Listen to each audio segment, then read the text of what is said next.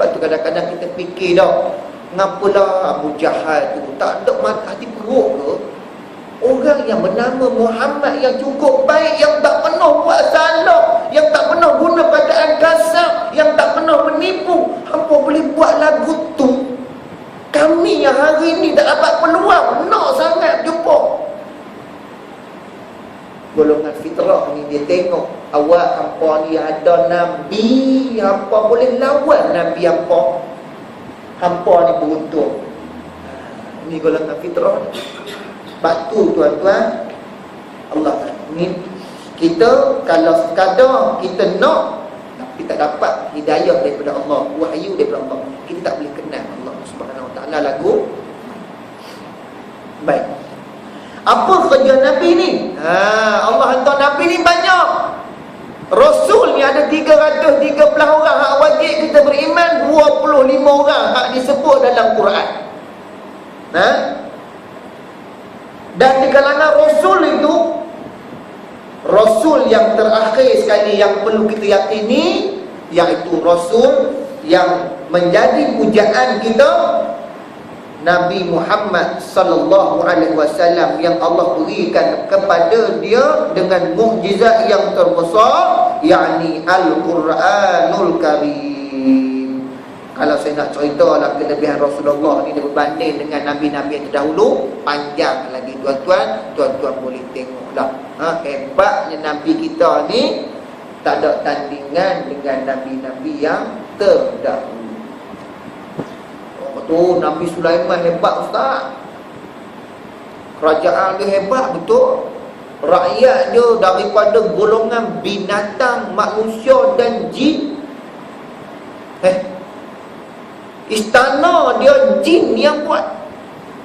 Tapi persoalannya, berapa ramai jin yang beriman kepada Nabi Allah Sulaiman alaihi salam? Jin tu dia buat istana Nabi Allah Sulaiman kerana dia takut Nabi Allah Sulaiman. Buktinya apa dia? Sampai Nabi Allah Sulaiman mati dan rebah bila tongkat dia dimakan anak-anak, barulah jin tu tersedar. Oh, selama ni Nabi Sulaiman dah mati. Dia buat istana tu pasal dia takut Nabi Allah Sulaiman. Tapi Nabi Muhammad SAW dalam satu surah dalam Quran cerita jin beriman kepada Nabi Muhammad SAW. Cerita Nabi Muhammad banyak, tak ada siapa boleh lawan Nabi Muhammad SAW. Baik, adalah ayat dia kata, mengapa Allah utuskan Nabi-Nabi dan Rasul? Dua tanggungjawab besar. Yang pertama, kerja Nabi ani'budullah, ajak manusia supaya kembali sembah Allah Subhanahu Wa Taala. Ini kerja Nabi. Hari ini Nabi tak ada dah. Kita kena buat kerja Nabi. Sambung kerja Nabi. Apa kerja Nabi yang pertama? Ajak orang sembah Allah. Ajak orang ikut cakap Allah. Sembah Allah ni bukan sekadar sembahyang. Nah. Wa ma khalaqtul jinna wal insa illa liya'budun. Allah kata, aku tidak jadikan jin dan manusia itu melainkan untuk beribadah padaku.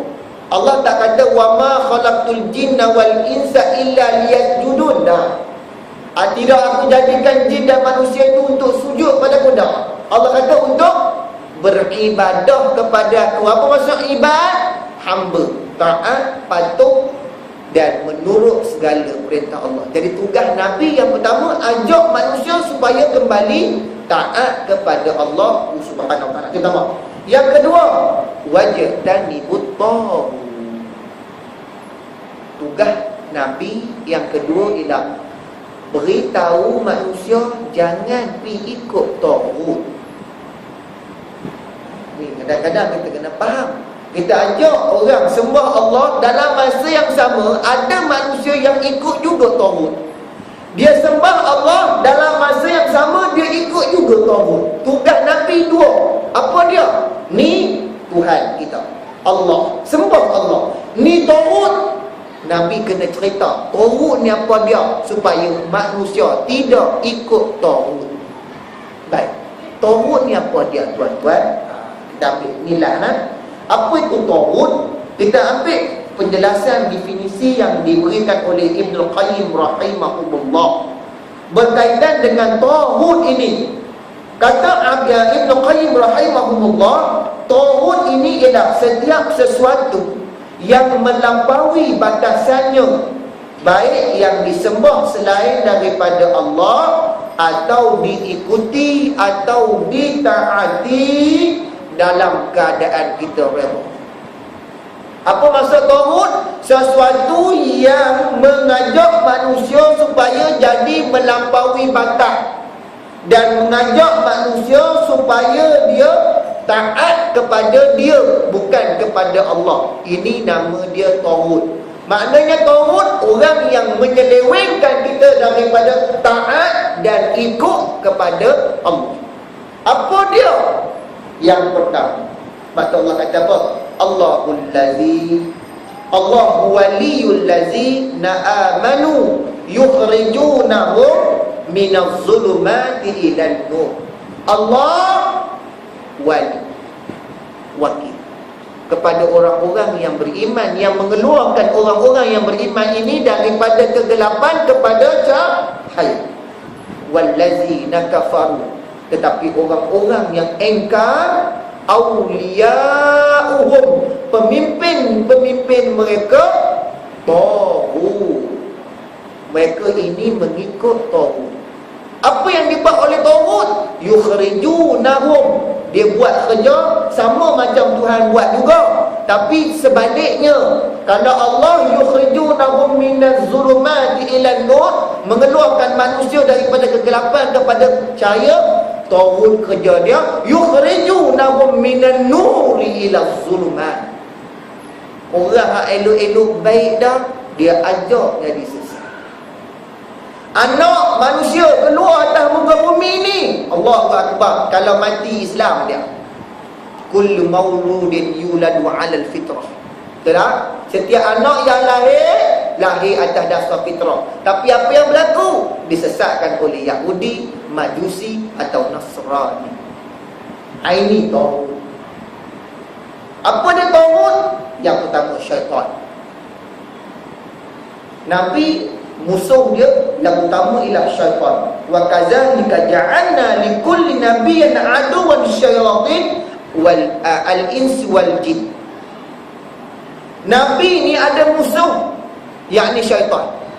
Yang mana syaitan ini terdiri daripada dua golongan. Satu golongan jin, satu lagi golongan manusia. Hak jin tu kita tak nampak, dia ajak kita buat benda jahat. Tapi satu lagi, hak nama dia manusia. Sebab tu kita baca dah, qul a'udzu birabbin nas min syarril waswasil khannas allazi yuwaswisu fi sudurin nas minal jinnati wan.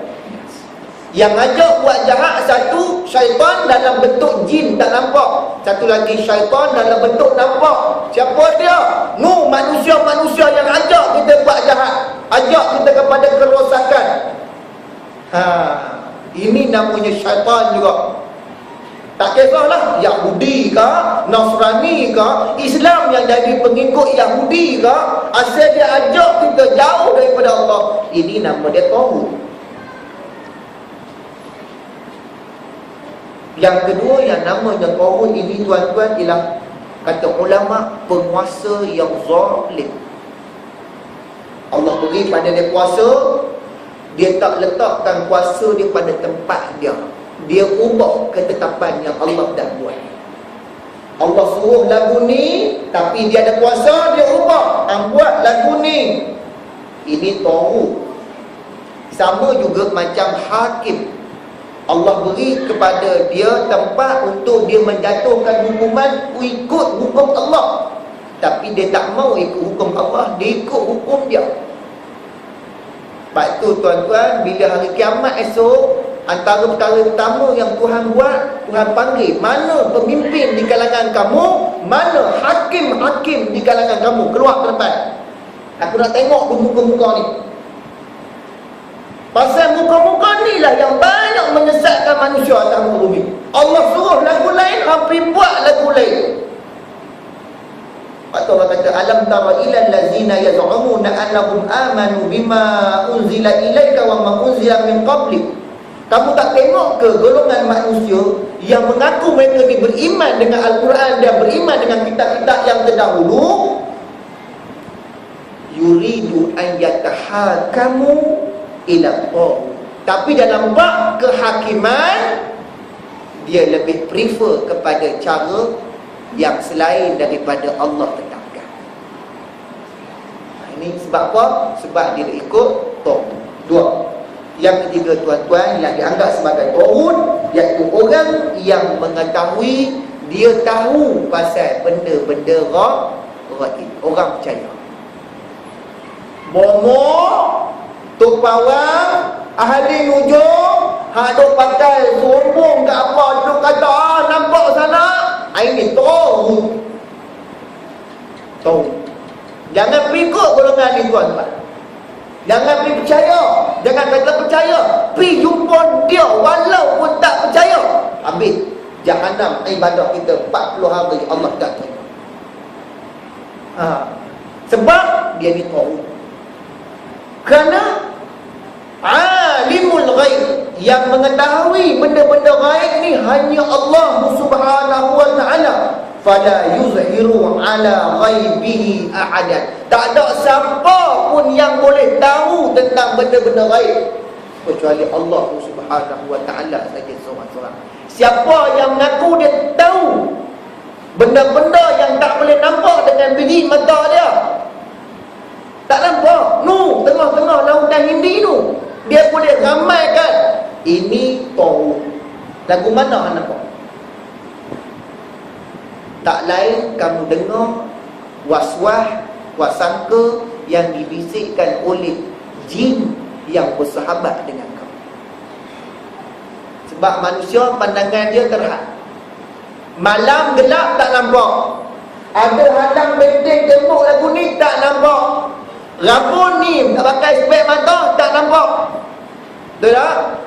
Tapi kalau kamu mempunyai talian lain yang boleh cerita benda yang melangkaui kemampuan kamu, maknanya kamu seolah-olah buat kerja menceritakan benda yang tak mampu diketahui oleh kamu, sebab kamu ambil wasangka daripada sahabat kamu yang jin.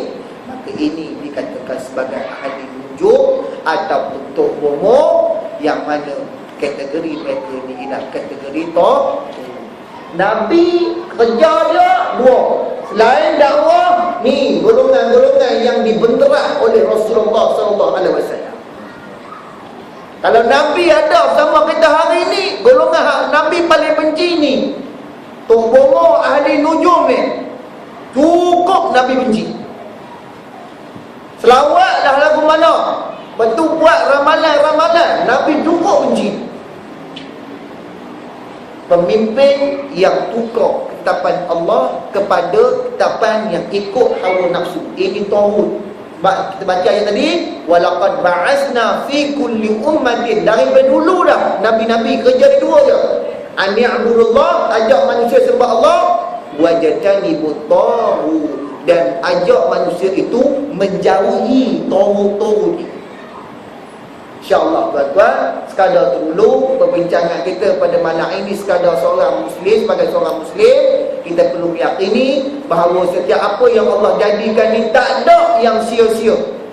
Dan yang kedua, kita perlu meyakini bahawa Allah hantar Rasul kepada kita untuk kita kenal Allah, untuk kita tahu tentang apa matlamat kita, ke mana kita nak pergi. Jangan duk pandai cerita saja.